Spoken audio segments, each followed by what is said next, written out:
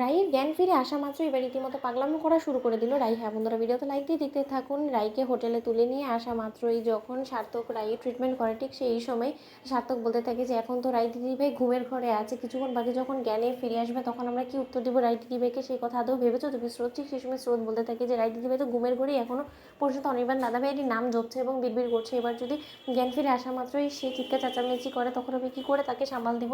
সার্থক স্যার, আমার তো কোনো মতে ধৈর্য কুলোচ্ছে না, আমি রাই দিদিভাইকে কী বলে যে সান্ত্বনা দিব, আমার সেই ভাষাটুকু হারিয়ে গেছে। ঠিক সেই সময় রাইয়ের দাদাভাই বলতে থাকে যে দেখ স্রোত, এই মুহূর্তে আমাদেরকে শক্ত থাকতে হবে। রাইয়ের সামনে যদি আমরাও ভেঙে পড়ি তাহলে কিন্তু রাইকে সামলানো আমাদের জন্য মুশকিল হয়ে যাবে, কারণ তুই তো খুব ভালো করেই জানিস যে রাই আর যাই হোক না কেন তোর এবং মিষ্টিকে ছাড়া কারো কথা শুনতে কোনো মতেই রাজি হবে না, একমাত্র তোরাই দুজন পারিস ওকে সামলানোর জন্য। এবার আমরা মিষ্টিকে তো কলকাতাতেই ফেলে রেখে এসেছি, এখানে যদি তুই ওকে সামলাতে না পারিস তাহলে কি করে হবে বলতো?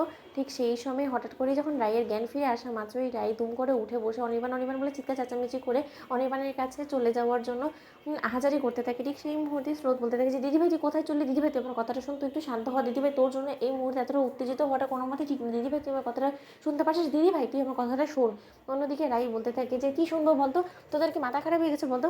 তোরা এই শহরে আসার পর আমি কোথায় ভেবেছিলাম যে তোরা হয়তো অনির্বাণকে আমাকে খুঁজে বের করে এনে দিবি, তা না করে তোরা হাতে হাত দিয়ে আমার সামনে মাথার কাছে বসে আছিস। তাতে কি হবে বলতো? কিছু উদ্ধার করতে পারলি? এখনো পর্যন্ত পারিসনি।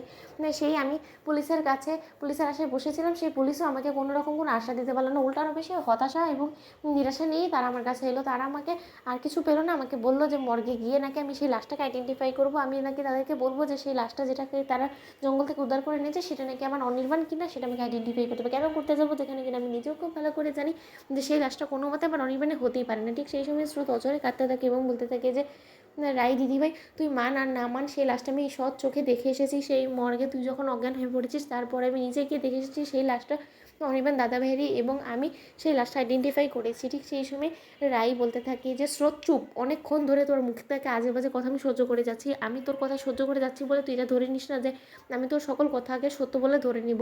আমি মানছি যে অনির্বাণকে খুঁজে পাওয়া যাচ্ছে না, কিন্তু তাই বলে তোরা সকলে মিলে যদি ওকে মৃত বলে ধরেও নিস, তোরা যদি বারবার করে এসে আমার কাছে দাবিও করিস, তাতেও আমি তো আজ যাই হোক না তোদের মুখের কথা বিশ্বাস করে নিব না, তাই না?